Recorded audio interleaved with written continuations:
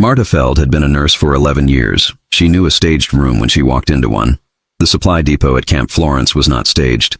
That was the first problem. She had expected performance, the kind of deliberate display you arrange when you want prisoners to feel small. Instead, the shelves were organized the way shelves are organized when no one is expecting an audience. Practical, unself-conscious. Bandages stacked by size, not by appearance. Medication bottles turned with the labels facing inward, not out. Nobody had cleaned this room for their benefit. She walked the length of it once and said nothing. Behind her, Ingrid was already asking questions of the American corporal assigned to show them the facilities. Ingrid asked everything. That was her way. She collected information the way some people collect worry, constantly, without apparent purpose. Marta had always found it exhausting. Now she found it useful. Ingrid's questions gave her time to look without being watched looking. The morphine supply alone was enough to make her stop. In the field hospitals near Cherbourg, morphine had been counted by the vial. Each one logged, each one justified, each use documented against the need. She had watched soldiers die at a level of pain that morphine would have solved if there had been morphine to give. Here the supply was not counted in vials. It was counted in cases. She looked at it for a long moment. Then she found her explanation. America had not fought on its own soil. No bombing, no siege, no supply lines cut by retreating armies. Of course they had abundance. It was easy to be abundant when no one had touched your factories. It was easy to be generous with medicine you had never had to ration. The explanation was correct. She knew it was correct. She moved on. The 9 of them were given a barracks in the women's compound, separated from the main POW population by a fence and a row of administrative buildings. Their assignment was clear. They would work in the camp hospital alongside American medical staff, treating German prisoners under Geneva Convention protocols. They would be treated as medical personnel, not combatants. They would be returned to German lines when the exchange was arranged. That night, Marta sat on the edge of her bunk and made a list in her head of everything she had seen. The supply depot, the hospital ward with its electric lighting and its adjustable beds, the pharmacy she had passed briefly, its shelves so fully stocked that bottles stood 2 rows deep. The American nurses moving through corridors with the ease of people who had never been asked to do more, with less. She built an explanation for each item. Propaganda about American weakness had always been about willpower, not resources. She had known this. The Americans had resources. They had always had resources. That was not in dispute. What was in dispute was whether resources made a nation strong in the way that mattered. Whether a people accustomed to abundance could endure what a people accustomed to sacrifice could endure. By the time she finished the list, she was satisfied. She slept without difficulty. The first shift was surgical prep. Marta was assigned to the prep room under a lieutenant she had not yet met. The other nurses were sent to the wards, to intake, to the pharmacy. Ingrid went to intake and looked pleased about it. Marta went to surgical prep and looked at nothing in particular. Lieutenant Ann Cross arrived without announcement. She was perhaps 30, perhaps a few years older, with the kind of face that gave nothing away in professional settings and probably didn't give much away anywhere else either. She looked at Marta's record sheet, not at Marta. Then she set the sheet down and began checking the surgical tray. She did not introduce herself except to say her name and rank. She did not explain the procedure they were preparing for. She simply began working and left space for Marta to work alongside her, which Marta did. The silence was not uncomfortable. That surprised Marta more than she wanted to admit. She had expected condescension, a particular American variety of it, the generous kind, the kind that explains obvious things slowly and calls it education. Instead, Cross checked instruments the way Marta checked instruments, with the focus of someone who understood that a surgical tray is not a formality. A Wehrmacht corporal was brought in. Leg wound, 5 days infected, the kind of infection that in a German field hospital would have been resolved by amputation, because the alternative required what they didn't have. Cross reviewed the chart. She ordered penicillin. Marta knew about penicillin. She had read about it the way you read about things that exist in principle but not in practice. In principle, penicillin resolved infections that would otherwise kill or cripple. In practice, German forces had seen almost none of it. Here it was administered without ceremony. A corporal noted the dosage. Cross signed the chart. The drug was prepared and given. Marta prepped the tray and said nothing. 4 days later, she passed the ward and saw the corporal sitting up in his bunk eating from a tray. The leg was still there. The infection was gone. She stood in the corridor for a moment. Then she told herself, exceptional circumstance. New drug, correctly administered patient was young and otherwise healthy. This was not representative. You did not build a conclusion on a single case. She was right about that too. She went back to work. That evening, Ingrid sat beside her at supper and said, "The intake system here is faster than anything I've seen." Marta ate without responding. "They process a new admission in under 20 minutes, Ingrid said. "Complete history, examination, assigned ward. 20 minutes. They have the staff for it. It's not just staff, it's the system, the forms, the sequence, the way information moves between departments." Ingrid paused. "It works." Marta looked at her. "You've been here 4 days. I know what I'm looking at." "You're looking at what they want you to look at." Ingrid picked up her fork. "I don't think so." She said it quietly, without argument, which was worse than if she had pushed back. Ingrid was not a woman who said things she didn't mean. Marta knew that. She had known it for 3 years. She filed it under. "Ingrid is tired. The crossing had been long. The adjustment was real. People said careless things when they were tired." She finished her meal. On the way back to the barracks, she passed the far end of the hospital building and through the window saw a woman she didn't recognize running a procedure at the bedside of a German prisoner. The technique was correct, more than correct, efficient in the particular way of someone who has performed it hundreds of times and stopped thinking about the individual steps. Marta looked at the woman's face. She was black. Marta stood at the window for a moment. She reached for the explanation, the usual one, the familiar architecture of it, the way it had always arrived when she needed it. It did not come as quickly as it should have. She walked back to the barracks and lay down and looked at the ceiling and waited for it to arrive on its own. It did. Eventually. But the delay bothered her in a way she did not write down anywhere and did not say to anyone, not even to herself in the direct language of thought. She simply noted the delay and set it aside. Tomorrow she would go back to work. That was always the answer. Go back to work. Keep the hands moving. Keep the mind where it belonged. She closed her eyes. Outside, the Arizona night was doing what desert nights do, cooling fast, the temperature dropping with a completeness that the day gave no indication of. She had not expected that. She had expected the heat to stay. Another thing she had been wrong about. She did not add it to any list. Marta came to Camp Florence expecting weakness. Instead, every day seems to challenge something she thought she knew. What do you think has affected her the most so far? The medical results, the professionalism of the American staff, or the way people are judged by their ability rather than their background? Let us know in the comments, and tell us what part of US you're watching from today. And please leave a like and subscribe to help us. The second week settled into a routine that Marta found easier to manage than the first. Routine was useful. It gave the mind a track to run on and kept it from wandering into territory that produced no useful conclusions. She woke at the same time, ate at the same table, walked the same corridor to the surgical prep room, and worked alongside Lieutenant Cross with the focused efficiency of two professionals who had stopped needing to explain themselves to each other. That part she had not expected.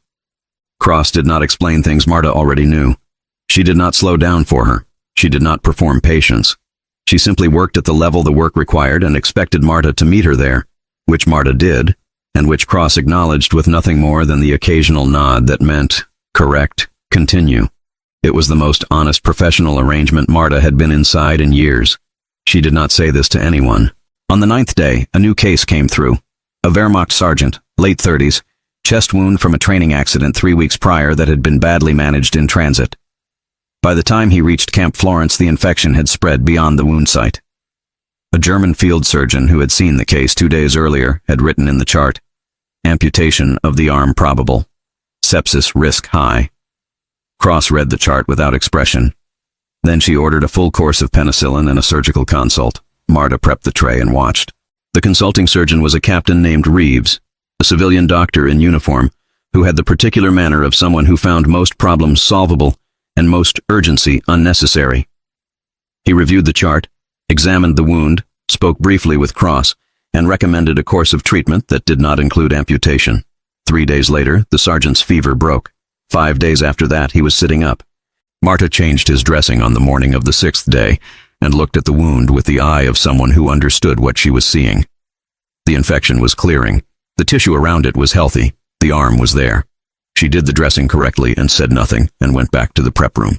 She did not reach for an explanation immediately. She let the fact sit for a while, the way you let a calculation sit when you are not sure you want to confirm the answer. Then she found it. Two cases of penicillin resolving infections that German medicine would have resolved differently. 2 cases proved nothing except that the drug worked, which she had already known in principle. The question was not whether the drug worked. The question was what it meant that they had it in the quantities they had it. And the answer to that was the same answer she had given herself in the supply depot on the first day. Resources, industry, an undamaged continent. Not character, not philosophy, not some fundamental difference in what medicine was for. She was satisfied with this. She went to supper. Ingrid was not at the table. Marta found her after the meal, sitting outside the barracks on the low step, with her hands around a cup of water, looking at the fence line in the particular way of someone who is not looking at the fence line at all. Marta sat beside her. "You missed supper." "I wasn't hungry." Marta waited. "I assisted with a procedure today," Ingrid said. "Captain Reeves. He talked through the whole thing, not to me, just out loud, explaining his thinking, why he made each decision." She paused. "He didn't have to do that. I was just holding the tray. He was thinking out loud. He was teaching." Ingrid looked at her cup. "He knew I was a nurse. He knew I was trained. He talked to me like someone who could understand what he was doing and had a right to understand it." Marta said nothing. "In 4 years," Ingrid said, "no doctor talked to me like that. You were in a war. So was he." Ingrid set the cup down. "Marta, I am not saying this to argue. I am saying it because I think you are seeing the same things I am, and I don't understand why you keep putting them somewhere else." Marta looked at the fence line. "I am not putting anything anywhere. I am being careful. You are being exhausted." The word landed harder than Ingrid probably meant it to. Marta stood. "Get some sleep." She went inside and lay on her bunk and stared at the ceiling and told herself, Ingrid is not tired anymore. That explanation was gone now. Ingrid had slept, Ingrid had eaten, Ingrid had settled. What Ingrid was now was something Marta needed a different word for. She chose susceptible. Ingrid had always been open in ways that Marta was not. It was a quality Marta had valued in her as a colleague and quietly worried about as a tendency. Susceptibility was not the same as perception. Being moved by something was not the same as being right about it. She closed her eyes. She did not sleep for a long time. The 3rd week brought Eleanor. Marta did not learn her name immediately. She was aware of her the way you become aware of any person in a shared workspace. Peripherally, gradually, through repeated proximity. She worked the ward adjacent to surgical prep. She moved through it with the same unhurried efficiency that Marta had noticed through the window in the 1st week. Her name was Eleanor. Lieutenant Eleanor. Marta heard Cross use it once in passing and filed it without intending to. On a Wednesday, Eleanor was assigned to assist with a procedure in the prep room. Marta was already there. They worked on opposite sides of the table with a patient between them and Cross at the head. The procedure was straightforward, a drainage and dressing for a wound that had been allowed to close too early. Marta had done variations of it hundreds of times. Eleanor had too. That was visible in the first 30 seconds. She did not look at her hands. She did not hesitate between steps. She anticipated Cross's requirements the way Marta anticipated them, not by waiting to be asked, but by understanding the sequence well enough to be ready before the ask arrived. Twice, she and Marta reached for the same instrument at the same moment. The first time, Eleanor pulled back and let Marta take it. The second time, Marta pulled back and let Eleanor take it. Neither of them said anything. Cross said nothing. The procedure continued. When it was finished, Eleanor stripped her gloves and left the room without ceremony, the way all of them left rooms when the work was done. Marta cleaned the tray. She was looking for the argument, the one that explained what she had just worked alongside. She had a version of it, had always had a version of it, built from things she had been taught and things she had repeated long enough that they had started to feel like things she had observed. The version did not fit what she had just seen. She tried a different version. That one fit less well. She finished cleaning the tray and set it on the rack and stood at the counter for a moment with her hands flat on the surface. Cross was still in the room, writing in the patient's chart. Without looking up, she said, "You and Lieutenant Eleanor work at the same speed." It was not a question. Marta said, "Yes." Cross nodded once and kept writing. Marta left the room. She walked back to the barracks at the end of the shift and sat on her bunk and did not make a list and did not build an explanation and did not file anything anywhere. She just sat. Outside, The desert light was doing what it did in the late afternoon, going flat and wide and honest. The kind of light that removes shadow from things and leaves them exactly as they are. Marta sat in the barracks and let it come through the window. For the first time since she had arrived at Camp Florence, she did not immediately reach for something to put between herself and what she had seen. She was aware of that. She did not know what to do with it. She picked up her notebook and opened it and wrote 2 lines about the procedure, clinical and correct, and then stopped and looked at what she had written and closed the notebook without adding anything else. Tomorrow, she would go back to work. That was still the answer, but it was beginning to feel like a different question. By the 3rd month, Marta had stopped counting the shelves in the supply room. That was not a small thing. Counting had been her first defense when she arrived, a way to keep the camp from becoming too large in her head. She counted morphine cases, dressings, instruments, beds, hours. She counted the steps between the prep room and the pharmacy. She counted the number of times a nurse corrected a chart, the number of patients discharged, the number of times Cross said nothing because nothing needed saying. Now she was no longer counting. She was just noticing. The first thing she noticed was that the numbers kept supporting the wrong argument. The ward with the infected chest wound had been the clearest case. The sergeant was standing now, walking the corridor with a stiffness that made sense after injury but no longer suggested amputation. Marta had changed his last dressing 2 days earlier and seen healthy tissue where she had expected damage. The arm was still there. The infection had been stopped.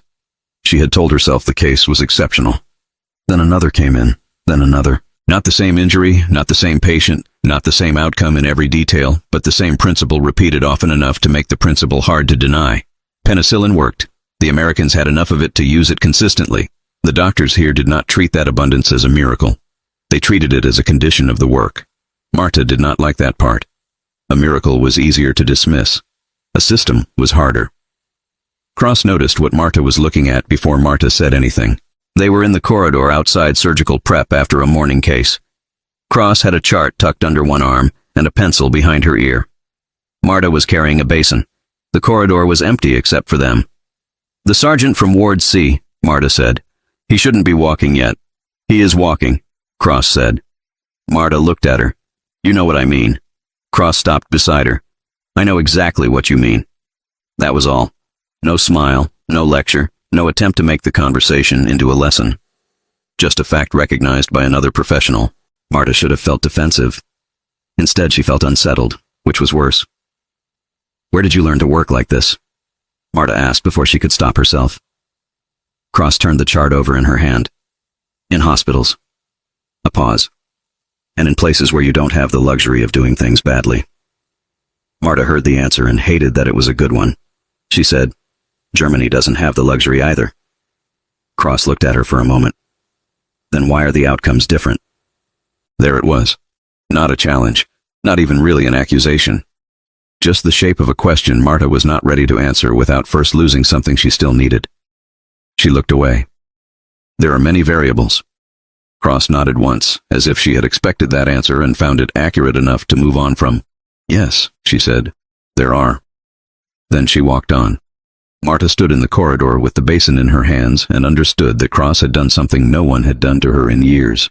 She had not argued back. She had left the question in the room. Ingrid was becoming harder to explain away. At first, Marta had kept calling her tired. Tired from travel, tired from change, tired from work. It had been a useful explanation because it required no threat to Marta's own thinking. If Ingrid saw things differently, it was because she was worn down. That was all. But tired people do not remember details the way Ingrid remembered them. That evening at supper, Ingrid said, "Dr. Reeves changed the dosage without being asked." Marta looked up. He reviewed the chart twice and adjusted the treatment before the nurse finished reading the intake. Ingrid said, "He didn't have to. Cross had already ordered the course." "Then why did he change it?" "Because the chart showed the patient had reacted badly to the first dose at the prior camp."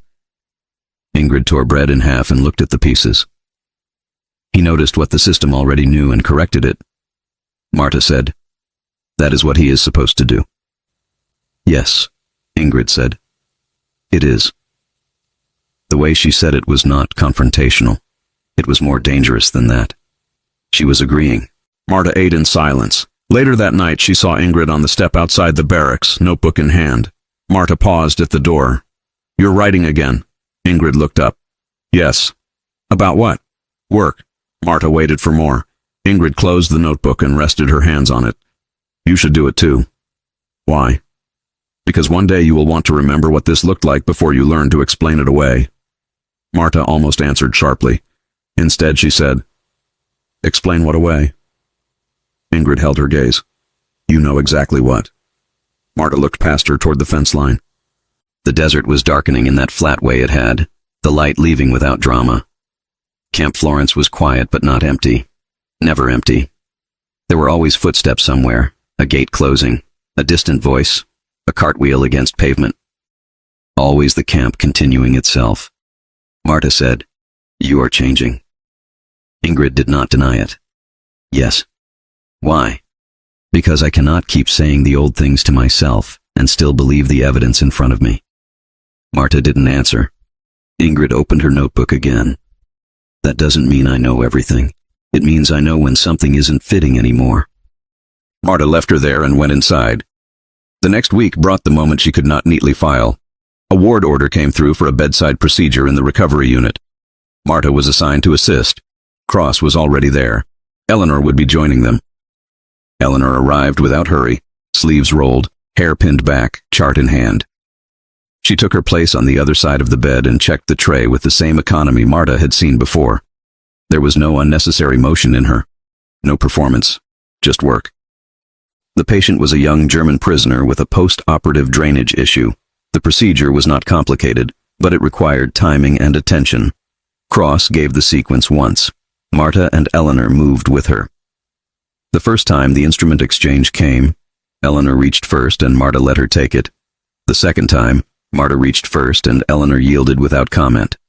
The third time, they both moved at the same instant. Then both paused. Then Eleanor looked at Marta very briefly and said, Yours.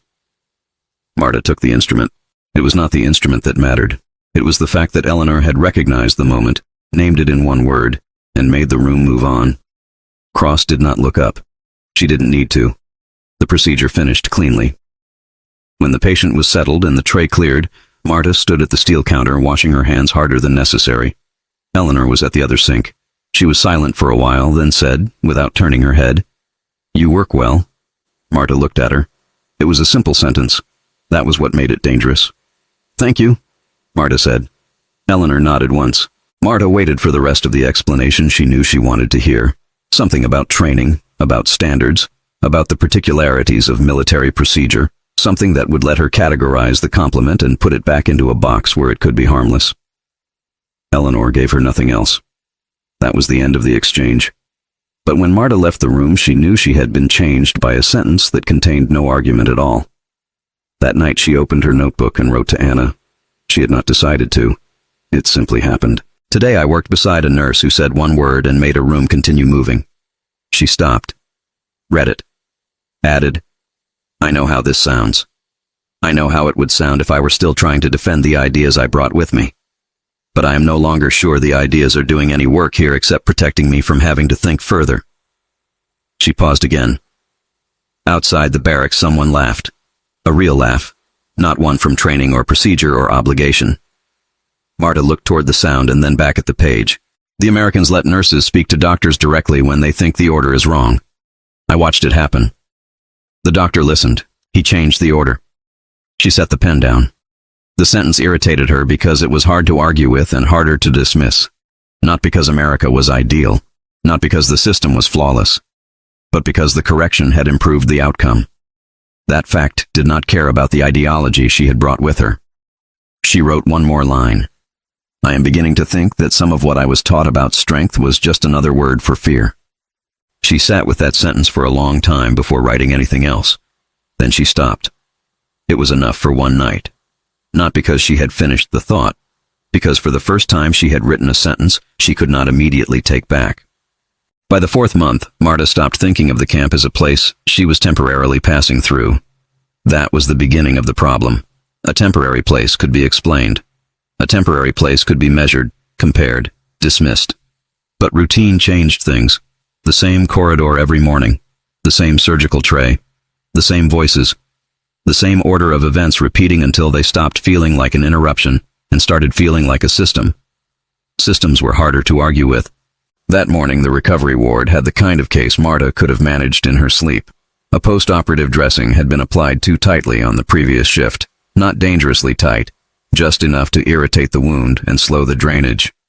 The doctor on duty was Captain Reeves, a civilian man in uniform with a careful hand and the habit of checking his own work twice.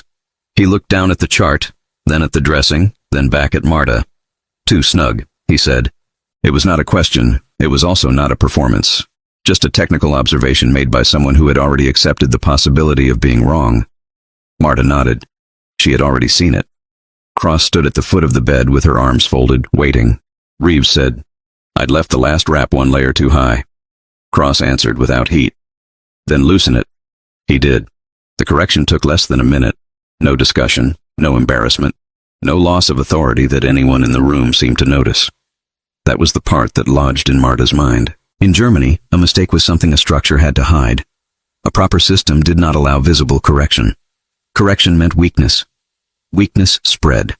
A doctor who admitted an error in front of nurses risked becoming less than a doctor in their eyes, and perhaps in his own. Here Reeves loosened the bandage, made the adjustment, and kept going as if the conversation had been no more remarkable than asking for another instrument. Marta stood beside the tray and felt something shift in the floor of her thinking. Not collapse, not yet. Something worse. The room did not break when the mistake was acknowledged. The room remained functional. That was the thing she could not easily absorb. Cross noticed Marta's face. Not enough to comment on it in front of the others. Cross was not that kind of officer. She finished the chart, handed it to the orderly, and then said, in the same calm voice she used for everything else, "We'll need a smaller wrap on the next change." "Yes, ma'am," said Reeves. He wrote it down. That was all. Marta waited for the sting of correction to arrive somewhere in the atmosphere, but it never came. The patient remained calm. The doctor remained steady. Cross remained steady. The room kept its shape. That was the physics of it. A structure that could acknowledge a fault without losing form. Marta had spent years believing strength required infallibility. The Americans did not seem to agree. That was unsettling enough on its own. What made it worse was that the patient improved. She could see the drainage moving the way it should. The wound was healing. Nothing had been damaged by the admission of error. On the contrary, the error had been the thing that made the correction possible. Marta took the tray out afterward with a face she hoped was blank. It was not blank enough for Ingrid. Outside the ward, in the break area, Ingrid was talking with two American nurses in a tone Marta had not heard from her before. Not defensive, not cautious, just ordinary. The conversation sounded like a conversation between professionals comparing small frustrations and routine solutions. One of the nurses laughed at something Ingrid said. Ingrid laughed too. Marta stopped just inside the doorway and watched. That was the second problem. Not that Ingrid was changing. She had changed already. What unsettled Marta now was the ease of it. Ingrid moved through the courtyard in daylight with other nurses, as if she belonged there enough to speak without translating herself first. Her shoulders were not tighter. Her voice was not guarded. She was not performing loyalty to the old structure. Marta stood still. She must have looked like she was waiting for something, because Ingrid glanced over and held her gaze for a moment. Not apologetic, not triumphant, just present. Then she turned back to the others and kept talking. Marta remained where she was, a static frame in a scene that kept moving without her. She found Cross later in the corridor and said the first thing that came to her. The doctor accepted the correction. Cross looked at her. "Yes. You were not concerned. Should I have been?" Marta heard the question and did not answer immediately. Cross stopped beside a wall chart and rested one hand against the frame. "If a correction is correct, why would I be concerned?" Marta said. "Because the order came from a doctor." Cross tilted her head slightly, not in confusion, but in recognition of an idea she found familiar and not persuasive. And if the doctor was wrong? Then she let the sentence sit there. Marta knew what she was supposed to say. She knew the old answer before it reached her mouth. Authority existed for a reason. Hierarchy prevented confusion. The chain had to remain intact. But the answer had holes in it now. Cross waited. Marta said carefully, "In my training, the doctor was the final authority." Cross nodded once. "In mine, the doctor is responsible for the result. That's different." Marta looked at her. "It is not always easy to tell the difference." "No," Cross said. But the patient doesn't benefit from us pretending otherwise. That sentence stayed with Marta. Not because it was dramatic, because it was practical. That was the trouble. The Americans kept making their strongest arguments through outcomes instead of ideology. Marta could dismiss ideology if she wanted to. She had been doing it quietly for months whenever she needed to preserve the old framework. Outcomes were harder. A wound improved, or it did not. A dosage worked, or it did not. A correction saved time, or it did not. A doctor listened, or he did not. The fact of it did not care what Marta preferred to believe. She looked down the corridor toward the ward. Cross said, "You've gone quiet." Marta answered honestly, "I was thinking. That usually causes trouble." Marta almost smiled, but not quite. Cross picked up the chart from the wall and moved on. That evening, Marta went back to the barracks with the correction still in her head. She sat on her bunk and took out the notebook. The page she had left open already had half a letter to Anna on it. She had not read it in a while. Now she did. She had written about the work, about the orders, about the way nurses here questioned doctors and were allowed to be right. She had written carefully, with enough restraint that the letter still sounded like something she could defend if anyone else ever saw it. Now the old language felt too thin. She set the pen down and tried to continue the next sentence. The problem with American medicine is its dependence on... She stopped. Dependence on what? On abundance? On machinery? On comfort? On something she could still contrast with German hardship and call that contrast evidence? She had reached too far ahead of herself. She scratched the line through, then started again. The problem with American medicine is not... She stopped again. That one was more dangerous because it was already becoming false. She sat for a long time with the pen in her hand and the notebook open on her lap. Outside, the desert temperature dropped quickly, as it always did. The heat left the air almost all at once, and the cold that replaced it had the clean, dry edge of something that did not care whether she was prepared for it. The barracks was quiet. Ingrid was not there yet. Marta could hear voices outside, low and casual, other nurses talking near the wash line. One of them laughed. Someone answered. The sounds were ordinary enough to make the night feel broader than the room. Marta looked at the page and wrote the line she had been avoiding. "I am no longer certain that discipline means what I was taught it meant." She stared at it. It was not enough to be a confession. It was not enough to be a conversion. It was only an opening in the wall. But she felt the draft through it. She could not bring herself to write more, not yet. So she closed the notebook, put it under her pillow, and lay back on the bunk with the cold pressing against the thin blanket.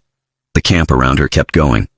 The ward, the corridors, the voices, the order, the correction that had not damaged authority, and the nurse who now laughed easily in the courtyard, and the doctor who had said, without shame, "You're right." Marta stared into the dark and realized that what had unsettled her was not that the Americans were perfect.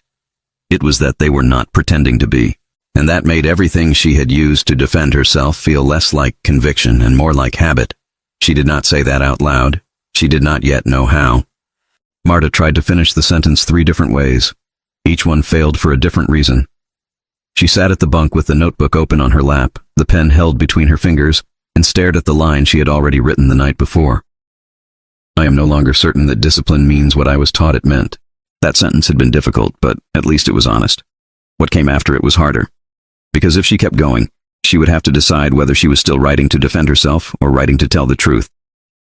She lowered the pen. Outside, the camp had gone quiet in the way it always did after the lights dimmed. The desert cold had arrived fast, pressing itself through the thin walls of the barracks. Ingrid was already asleep on the bunk beside hers, one hand tucked under the blanket, her breathing slow and even. Marta listened to the silence a moment longer than usual. Then she wrote, "The problem is not that the Americans are abundant."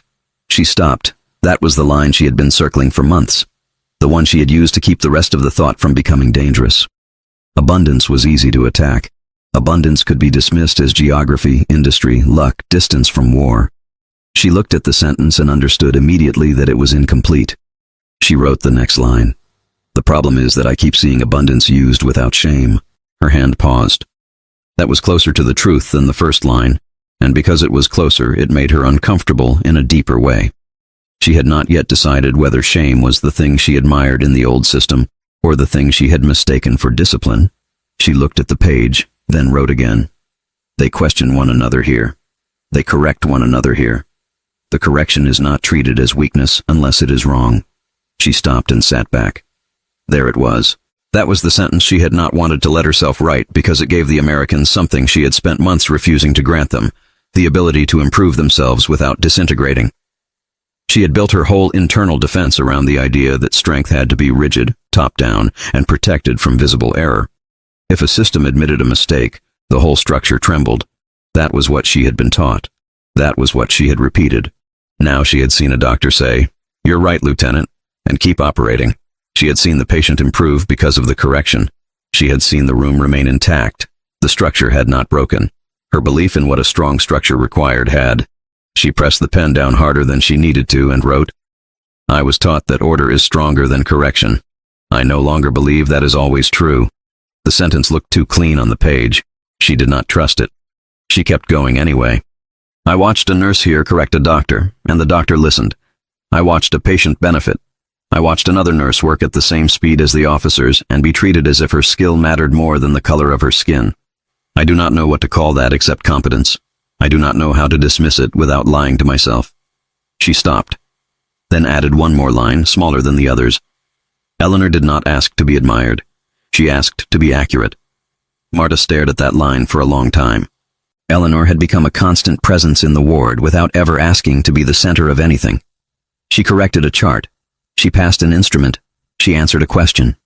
She moved through the room with the kind of calm that made Marta notice her even when she tried not to. It was the opposite of the kind of presence Marta had been trained to respect.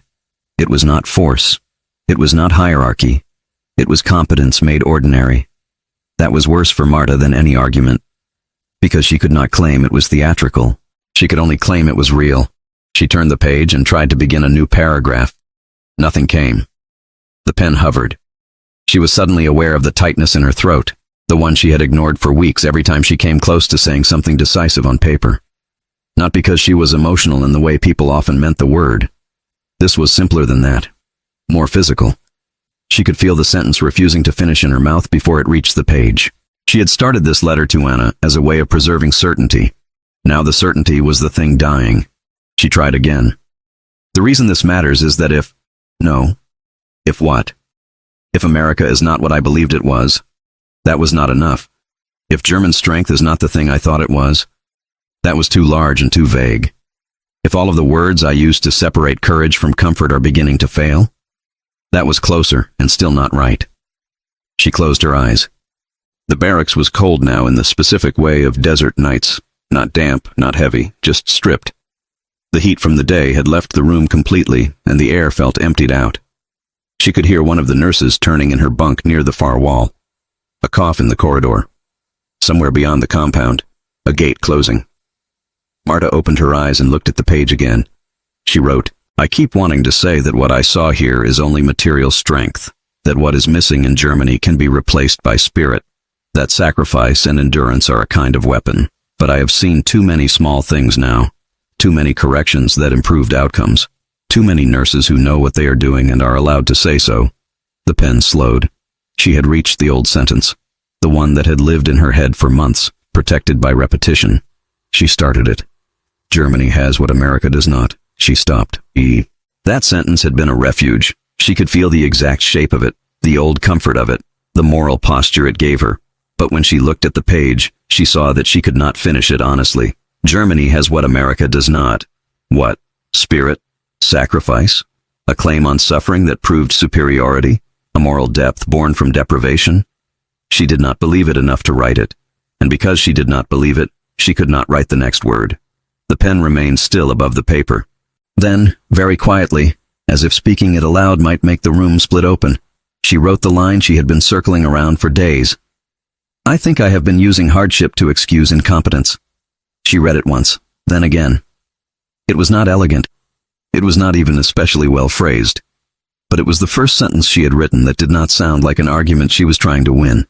It sounded like a confession. Marta set the pen down. Her hands were cold.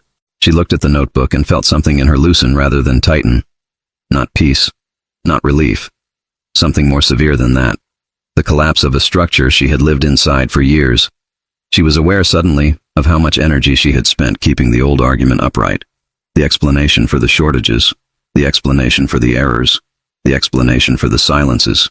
The explanation for why the Americans could not possibly mean what they did because what they did was too organized, too unashamed, too effective, She had been making excuses for the sake of a world she no longer fully recognized, and the sentence she had just written made that impossible to ignore.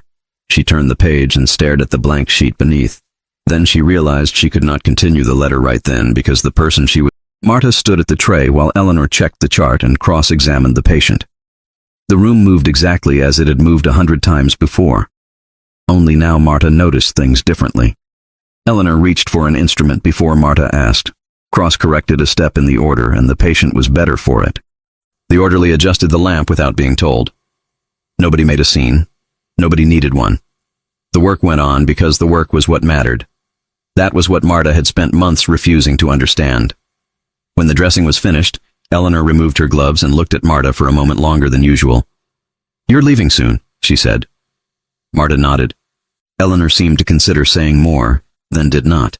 Marta was grateful for that and ashamed of being grateful.